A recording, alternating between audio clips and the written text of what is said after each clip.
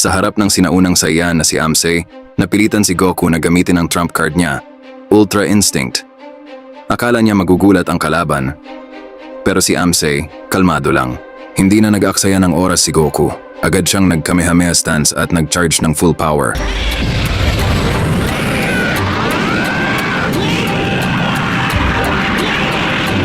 Pero si Amsei, hindi man lang gumalaw.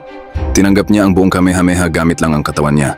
Umabot ang lakas ng attack hanggang outer space. Pagkatapos huminto ang lahat, si Goku hingal na hingal, ubos ang energy. Pero si Amsei, walang damage. Dito na kinabahan si Goku. Sabi ni Amsei, sobrang hina na daw ng mga Saiyan ngayon. Kahit ang Grand Priest at ibang malalakas, natalo na niya dati.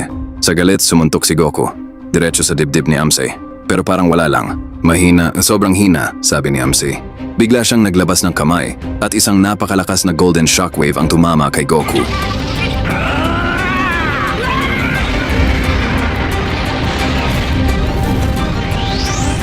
Mas malakas pa ito kaysa sa Kamehameha ni Goku.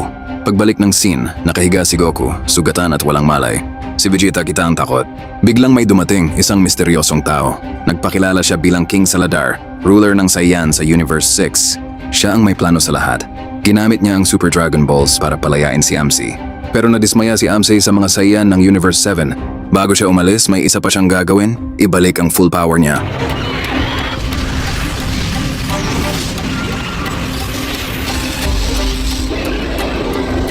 Humiling siya sa Super Dragon Balls. Gusto niyang bumalik sa kanyang kabataan. Agad itong natupad. Isang golden light ang bumalot sa kanya. Unti-unting bumalik ang lakas niya. At naging itim ulit ang buhok niya. Sumabog ang aura niya, parang galactic level.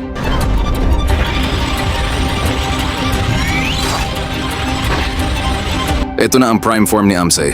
Agad siyang umalis para kalabanin ang Grand Priest at ang Omni King. Meanwhile, si Vegeta, binigyan si Goku ng Senzubin. Nakaligtas siya. Pero malinaw na, kahit mag-team up sila hindi nila kaya si Amsei. Kaya si Goku tinawag ang Omni King. Dumating na si Amsei sa palace. Nakilala siya ng Grand Priest, isang kalaban na matagal nang nasil. Walang usapan, laban agad.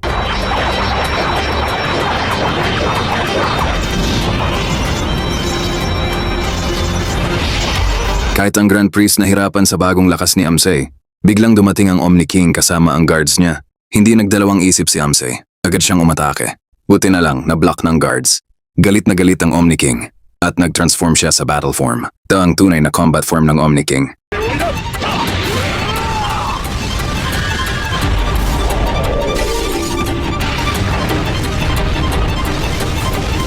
Umabot sa Earth ang lakas ng laban nila. Kahit ang unang attacks ni Omni King, walang effect.